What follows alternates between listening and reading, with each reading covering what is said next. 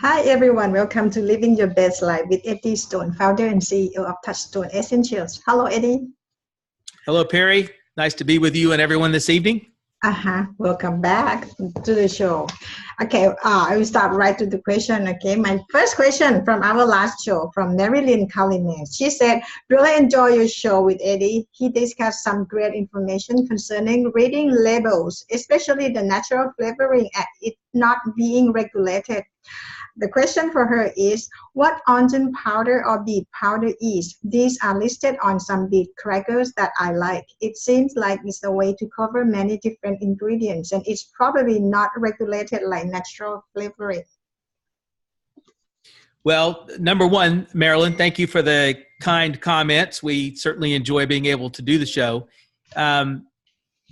My experience has been, and so I'll tell you what that should mean, right? So if you see the word beet powder, onion powder, carrot powder, if it's called that and it's a product from a reputable company. So, that's always a question. Are you dealing with a reputable organization or company? They have a history, whatever that happens to be. If it's coming from a reputable organization, and it says onion powder, you should assume that that's the onion ground into a powder, not the root. So, for example, in some of our products, you might see blueberry powder or something like that.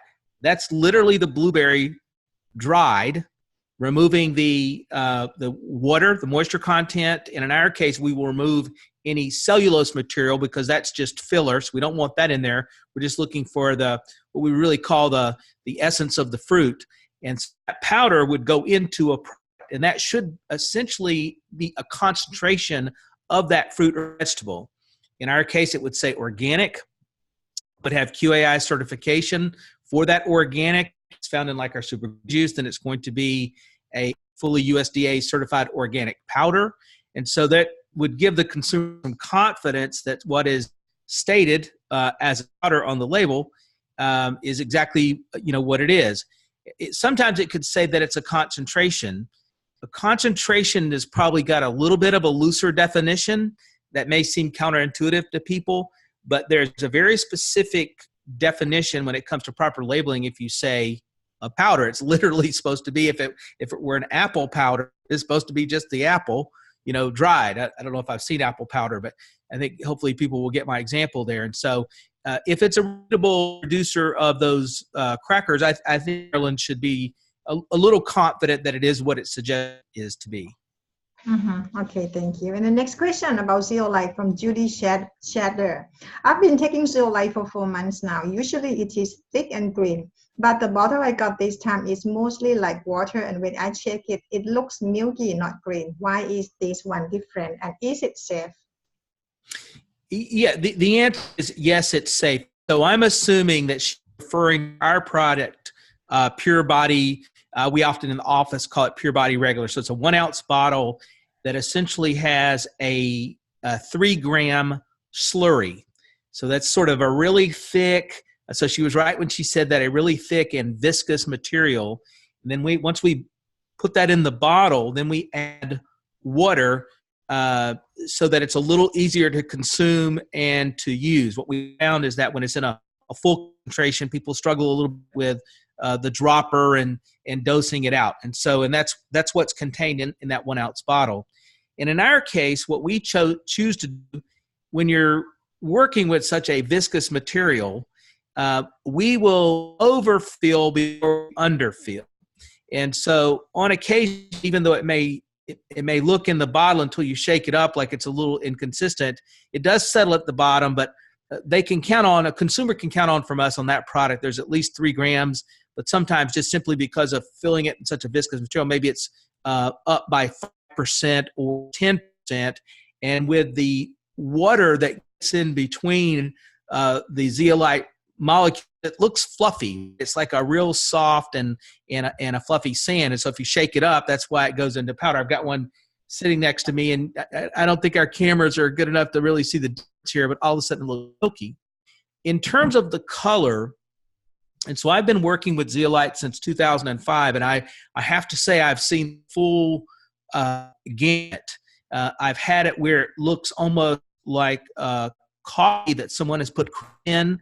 And so it's sort of that brownish, beige color, all the way to the other end of the spectrum where it's more like a greenish, almost a dull lime, almost like you put a little bit of, like putting our super green juice maybe into some almond milk or something, right? And then sort of everything in between to a gray.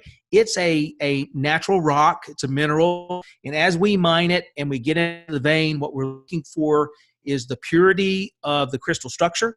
But sometimes that structure can take on characteristics from just the way the sunlight strikes it, or other content that would not be bioavailable to our body, but can change the coloring of the material. So, you know, if folks want to go onto our website, they can look at sort of a before profile of the mineral and then an after profile to see that the product has been cleaned. But I will just say in between, you see it from a gray to a slight beige, to a slight brown, to a slight green.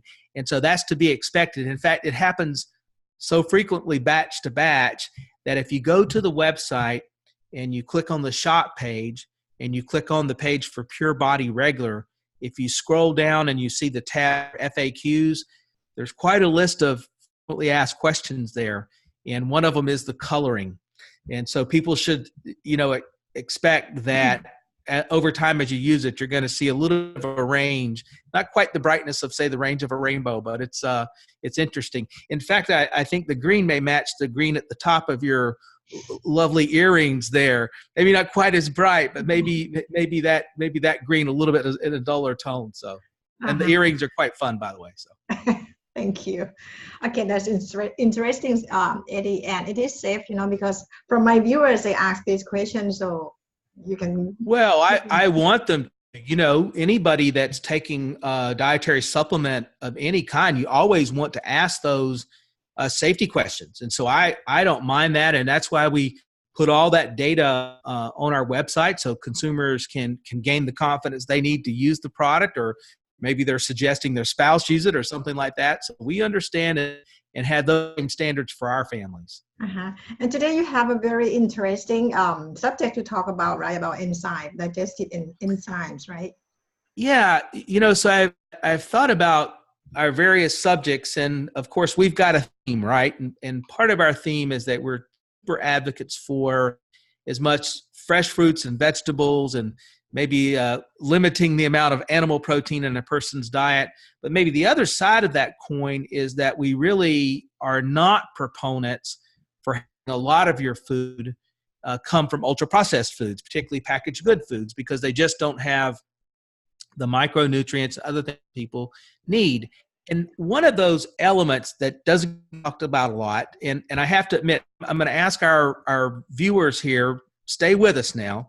I know when we started to talk about digestive enzymes, it probably seems like one of the most boring subjects in the whole world. But if you really wanted to break down its impact on your day-to-day health and longevity, there are a few of these called unsexy subjects that really make a big difference. Fiber is one of them. And we'll take one of our shows sometime in the future to talk about the role of dietary fiber preventing colorectal cancer, for example, which is the now only lung cancer, is a more prevalent cause of cancer death in men. And if you look at cardiovascular disease risk factors, if you look at people with high amounts of dietary fiber in their diet, their chances of dying of a heart attack are really quite dramatically low compared to other people. So I'll tease that information, but I'll save it for another show. But when we talk about digestive enzymes are essentially biochemicals that help to break down the food that you're eating into a small enough series of particles that your body can manage it, absorb it, and utilize the micronutrients. And we make digestive enzymes. They're primarily produced in the pancreas, sometimes in the stomach, kind of depends which one. And then the food we eat, if that food is fresh fruits, produce, or even meats that are not cooked to death, can maintain some of the digestive enzymes and help to break things down. Nature, has its own way of sort of taking care of things, right? And so if something's rotting in the field, it's not just that bacteria is breaking that down, but there's also enzymes in that fruit or vegetable or perhaps even livestock that are helping to break it down. And so this is just one of those ways you can kind of think about this process of almost like composting food so that you can get the nutrients from it. And when we look at it, there are really three, we could break it down into subsets, but let's just describe three enzymes people need to be concerned about. One is amylase.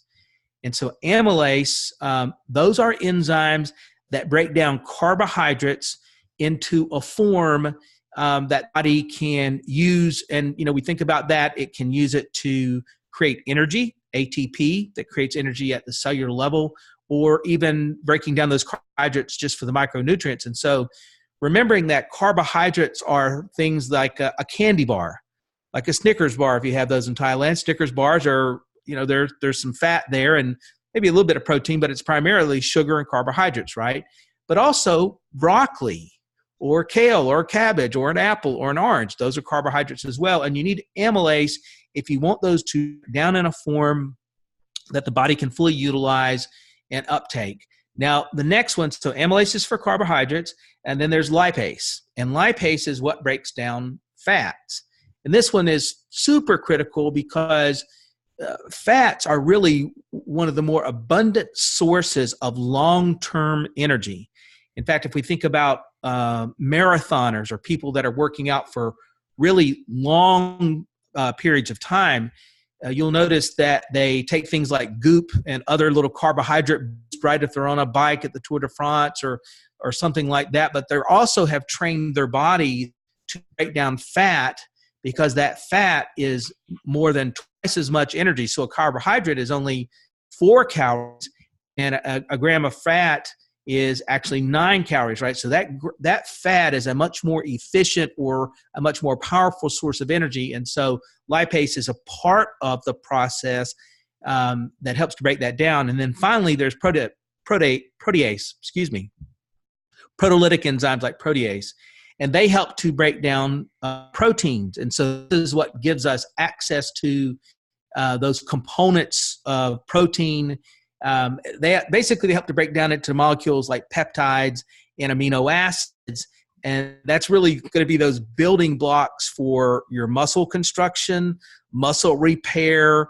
And so that's why, protein can be particularly critical for people when they're young or people when they're extremely athletic, but not probably at the rates most people, particularly in Western society, consume. One of the problems we have in developed Western parts of the world is men particularly are consuming probably 2 times to 3 times as much animal protein, particularly as they need.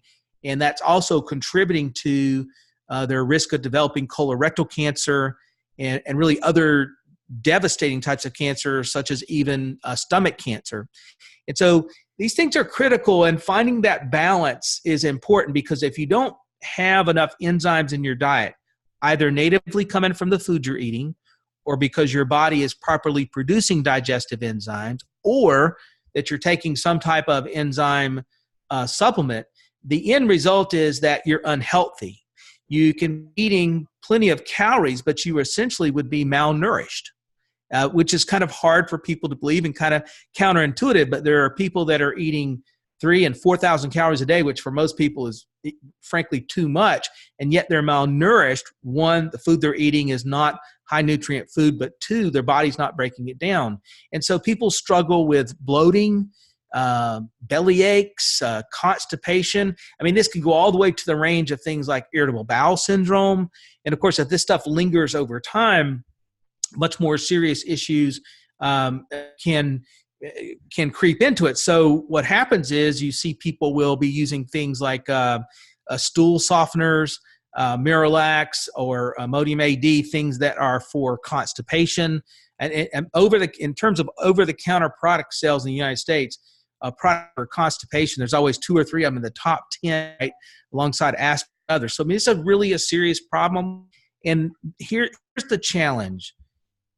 Whether we're talking about something like a stool softener or something like Imodium AD for constipation, that's just covering up a symptom.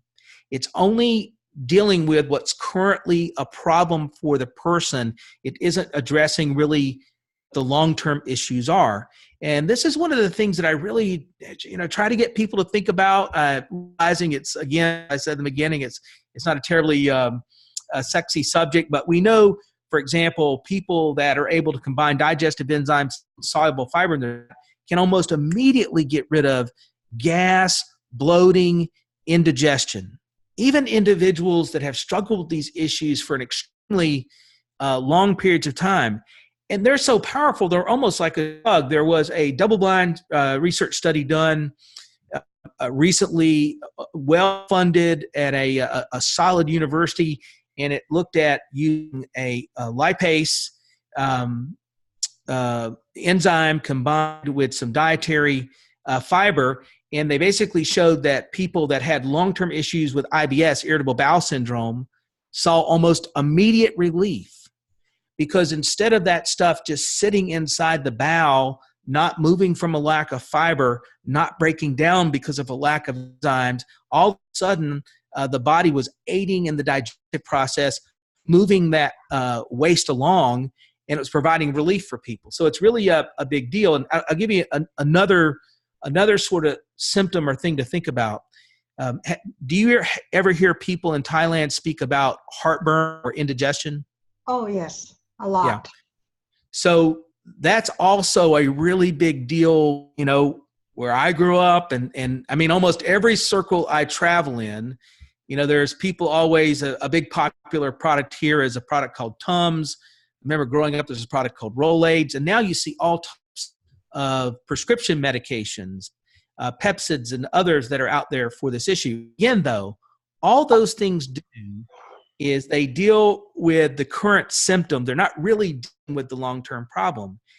In the case of digestive, when people are having heartburn, the role that enzymes can play is this, and this is really now, this is going to be counterintuitive for a lot of people.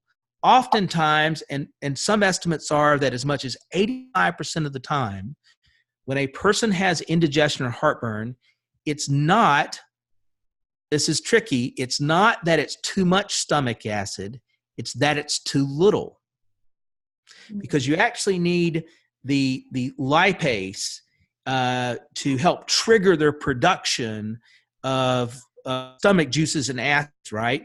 And so what happens is there's a lack of enzymes to break down food, and then there's a lack of proper production of digestive acids to break down that food. And so microorganisms, which our digestive system is filled with microorganisms. In fact, maybe one of our shows we could dedicate to the discussion of the human biome, because when you look at the human biome, probably 85% of the DNA we might test out of a person's gut is actually symbiotically living microorganisms. Now, there'll be a few folks listening to that going, what?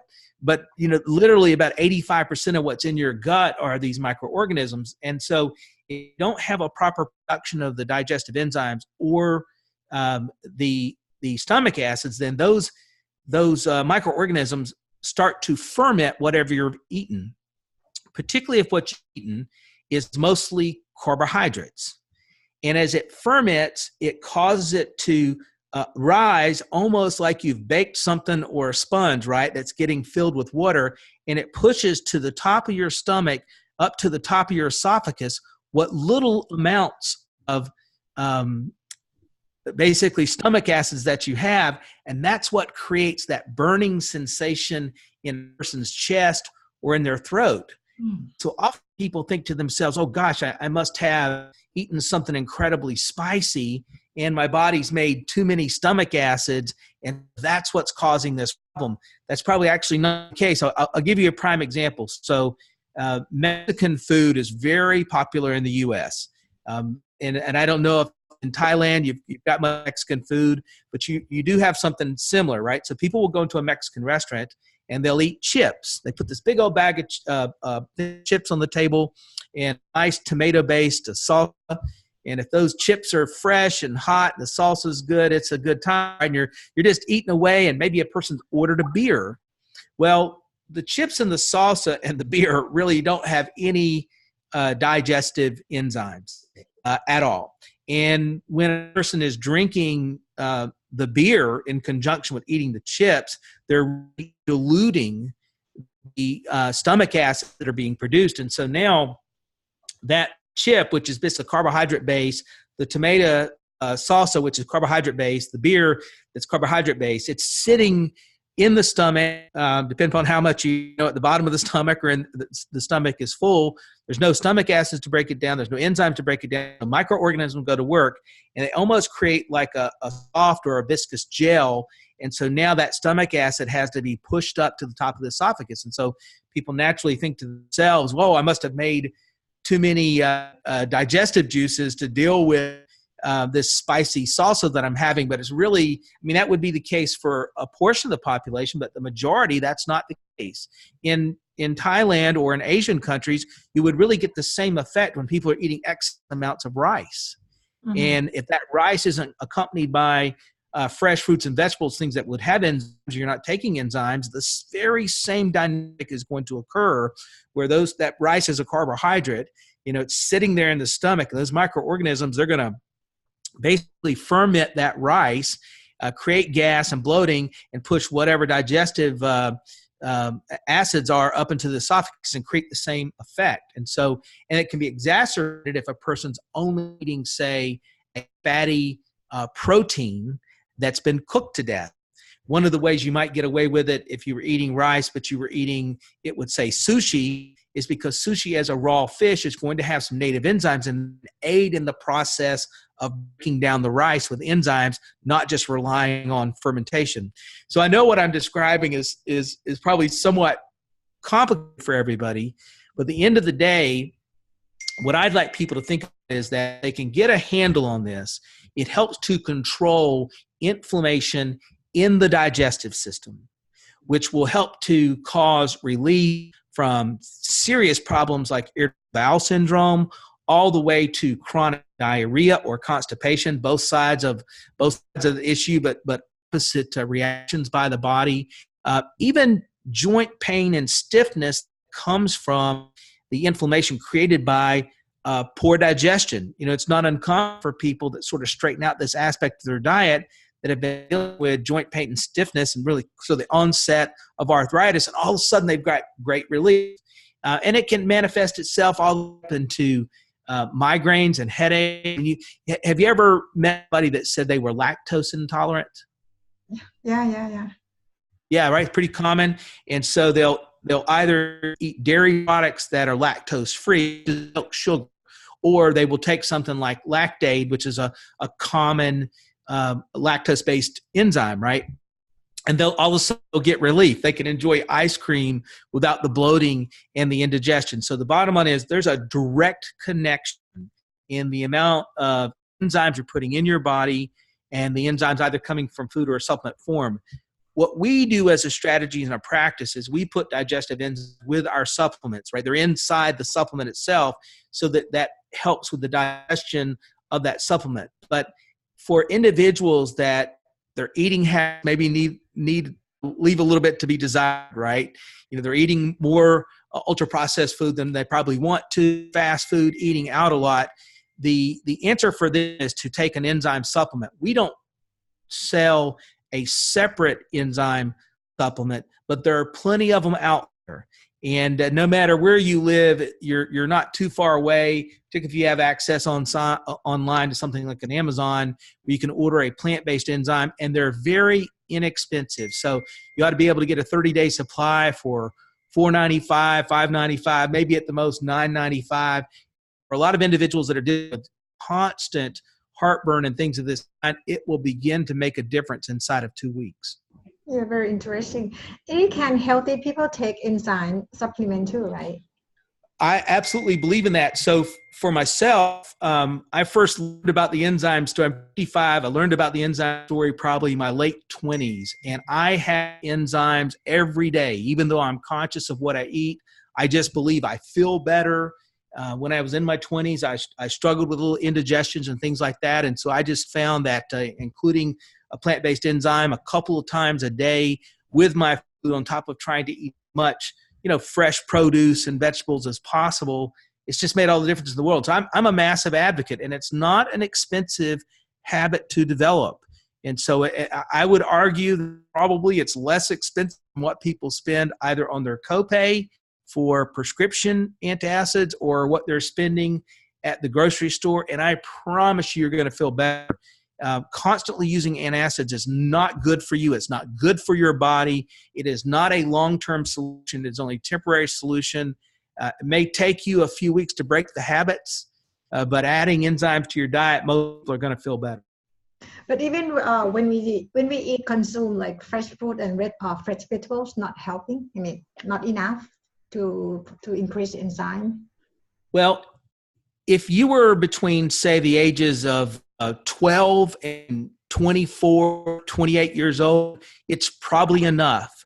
But the pancreas literally gets tired the older we get, and its efficiency really drops off. And in fact, for most people, we know this from autopsies, and we have quite a set of examples. There have been autopsies that have been done on soldiers, young soldiers, war situations, through seniors and aging adults. And we know that almost as the decades progress forward from 20s, 30s, 40s, 50s, 60s, people's pancreas increase in size to the point by the time they're in their 60s, they're probably about 3 times the size that they were in their teens and their 20s. Well, it's kind of like an enlarged heart. The bigger it gets, the less effective it is. And so in this case, bigger is absolutely not better. And so, even as much as I feel like I've probably paid attention to my digestive situation as much as anyone would, just given my career choice, what I do for a living every day, my pancreas still isn't as efficient as it used to be. And so there's a lot of benefit to just keeping when I travel, I keep a little baggie of those enzymes in there because I'm just not able to be as selective with my food choices. And I really think it makes all the difference in the world.